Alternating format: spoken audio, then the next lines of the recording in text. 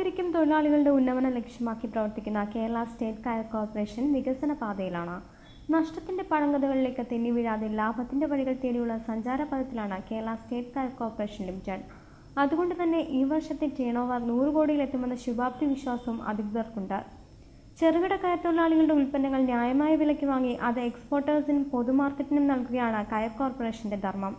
ഇതിലൂടെ അസംഘടിത കയർ തൊഴിലാളികൾ ഉണ്ടാക്കുന്ന സുവർണ്ണനാരിൽ തീർത്ത കരകൗശല വസ്തുക്കൾ വിദേശ മാർക്കറ്റിലെത്തിക്കാനും അതിലൂടെ വിദേശ മാർക്കറ്റിംഗ് നേടിയെടുക്കാനും സാധിച്ചിട്ടുണ്ടെന്ന് കയർ കോർപ്പറേഷൻ MD GN നായർ അഭിപ്രായപ്പെട്ടു.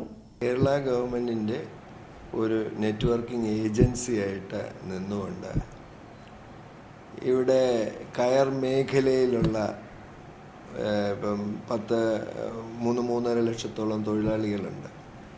അവരെ ചെറുകിട പ്രൊഡ്യൂസേഴ്സിൻ്റെ കീഴിലൊക്കെ ആയിട്ടൊക്കെയാണ് അവർ ജോലി ചെയ്യുന്നത്.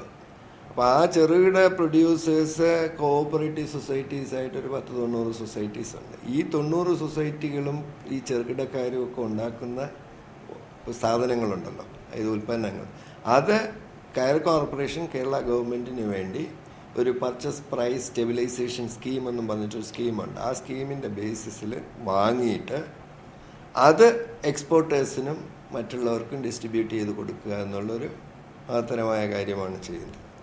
ഇത് കഴിഞ്ഞ ഒരു 3-4 വർഷമായിട്ട് ചെയ്യുന്നുണ്ട്.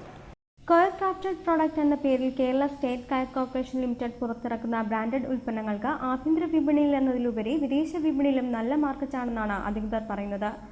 ജനമനസ്സുകളെ കീഴടക്കാൻ വൈവിധ്യമാർന്ന ഡിസൈനുകളിൽ ചായക്കൂട്ടുകൾ കലർത്തിയെത്തുന്ന ചെരുപ്പുകൾ, മെത്ത, ഊഞ്ഞാൽ, തടുക്കുകൾ എന്നു തുടങ്ങി സുവർണ്ണനാടിന്റെ തനിമയിൽ തിളങ്ങുന്ന കിളിക്കൂട് പോലുള്ള കരകൗശല വസ്തുക്കളും ലോക മാർക്കറ്റിൽ ഇടം നേടിക്കഴിഞ്ഞു. ആഭ്യന്തര വിപണിയുടെ വർധനവ് ലക്ഷ്യമാക്കി ഇന്ത്യയുടെ വടക്കുകിഴക്കൻ സംസ്ഥാനങ്ങളിൽ പുതിയ വിപണന കേന്ദ്രങ്ങൾ തുറന്നു പ്രവർത്തിക്കുന്നുണ്ട്. അതോടൊപ്പം തന്നെ കേരളത്തിൽ 30 കേന്ദ്രങ്ങളിൽ കയർ കോർപ്പറേഷൻ വിപണന കേന്ദ്രങ്ങളും ആരംഭിച്ചിട്ടുണ്ട്.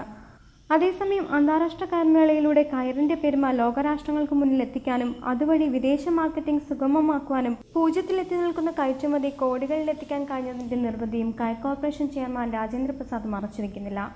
ആധുനികവൽക്കരണത്തിലൂടെ കയർ മേഖലയെ പുനർജീവിപ്പിക്കാൻ കഴിയൂ എന്ന യാഥാർത്ഥ്യബോധ്യം മനസ്സിലാക്കി ലക്ഷ്യത്തിലെത്താൻ പരിശ്രമങ്ങൾ നടക്കുകയാണ്. വിദേശത്തെ പ്രചാരമുള്ള റഫ്റ്റഡ് മാറ്റിംഗ്സുകൾക്ക് മുൻഗണന നൽകിയാണ് സ്വപ്ന പദ്ധതികൾ പലതും ആവിഷ്കരിക്കുന്നത്. അടൂരിൽ ലേനാദിമംഗലത്ത് ആരംഭിക്കുന്ന മെത്ത നിർമ്മാണ ഫാക്ടറികളും സംസ്കരണശാലകളുമെല്ലാം കയർ കോർപ്പറേഷൻ ഉടൻ ആരംഭിക്കാൻ പോകുന്ന പദ്ധതികളാണ്. അവയെക്കുറിച്ച് കയർ കോർപ്പറേഷൻ ചെയർമാൻ പറയുന്നത് ഇങ്ങനെ: കോർപ്പറേഷന്റെ സ്വപ്ന പദ്ധതിയാണ് അടൂരിൽ ലേനാദിമംഗലത്ത് തുടക്കാൻ പോകുന്നത്. ഒരു ദിവസം ഒരു ഷിഫ്റ്റിൽ 1000 സ്ക്വയർ മീറ്റർ PVC ടഫ്റ്റഡ് ഉൽപ്പന്നങ്ങൾ നിർമ്മിക്കുന്നതിനുള്ള പദ്ധതി തയ്യാറാക്കി അതിൻ്റെ കെട്ടിട നിർമ്മാണം നടക്കുന്നു. അതിൻ്റെ വിദേശ യന്ത്രങ്ങൾ വരാനുള്ള ടെൻഡർ കഴിഞ്ഞു. അതിനുള്ള നടപടികളെല്ലാം നീക്കി. അതോടൊപ്പം തന്നെ കേരളത്തിലെ ഏറ്റവും വലിയ മെത്ത നിർമ്മാണ ഫാക്ടറി അടൂരിൽ ആരംഭിക്കുന്നതോടൊപ്പം ഒരു കയർ കോംപ്ലക്സ് ആണത്.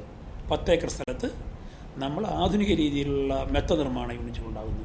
കേൾഡ് റോപ്പുകൾ, ഈ മെത്ത നിർമ്മിക്കുന്നതിന് ആവശ്യമായ ചുരുട്ട് കയർ, ആ കേൾഡ് റോപ്പ് ഉണ്ടാക്കുന്നൊരു യൂണിറ്റ് ഉണ്ടാകുന്നു. അതോടൊപ്പം തന്നെ പ്രതിദിനം 40,000 പച്ചത്തൊണ്ട് സംസ്കരിക്കുന്നതിന് ആവശ്യമായ ആധുനിക രീതിയിലുള്ള ഡീഫൈബറിംഗ് മെഷീൻ അവിടെ സ്ഥാപിക്കുന്നുണ്ട്.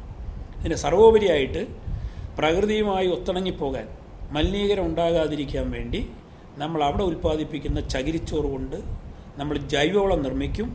അതുകൂടാതെ ചകിരിച്ചോറ് കട്ട വിത്ത് ബ്രിക്കറ്റ് നിർമ്മാണത്തിനുള്ള നടപടികൾ നീക്കിക്കൊണ്ടിരിക്കുന്നു. കയർ തൊഴിലാളികൾക്ക് സർക്കാർ ഇൻകം സപ്പോർട്ടിംഗ് സ്കീം പ്രകാരം 260 രൂപയാണ് ബാങ്ക് വഴി ലഭിക്കുന്നത്. കൂടാതെ ഇൻഷുറൻസ് പരിരക്ഷ, തൊണ്ട് സംഭരണം കാര്യക്ഷമമാക്കൽ എന്നിവയും കയർ മേഖലയെ സംരക്ഷിക്കാനുള്ള സർക്കാരിന്റെ ഇടപെടലുകളാണ്. ചെറുകിട ഉൽപാദക സഹകരണ സംഘങ്ങൾക്കും കയർ ഉൽപാദക സഹകരണ സംഘങ്ങൾക്കും ചെറിയ ഡീഫൈബറിംഗ് മെഷീനുകൾ നൽകി തൊണ്ട് സംഭരിച്ച് നമ്മുടെ സംസ്ഥാനത്തിന് വേണ്ട ചകിരി ഉൽപ്പാദിപ്പിക്കുകയാണ് ലക്ഷ്യം. ഇതിലൂടെ ചകിരിയുടെ കാര്യത്തിൽ സ്വയം പര്യാപ്തത നേടുന്ന കേരളത്തിന് ചകിരിക്ഷാമം നേരിടേണ്ടി വരികയോ അന്യ സംസ്ഥാനങ്ങളെ ആശ്രയിക്കുകയോ ചെയ്യേണ്ടി വരുന്നില്ല. കൂടാതെ നാളികേര കർഷകർക്കും തൊണ്ട് സംഭരിക്കുന്നവർക്കും ഇതിലൂടെ സാമ്പത്തിക ഗുണം ലഭിക്കുകയും ചെയ്യുമെന്ന പ്രത്യേകതയുമുണ്ട്.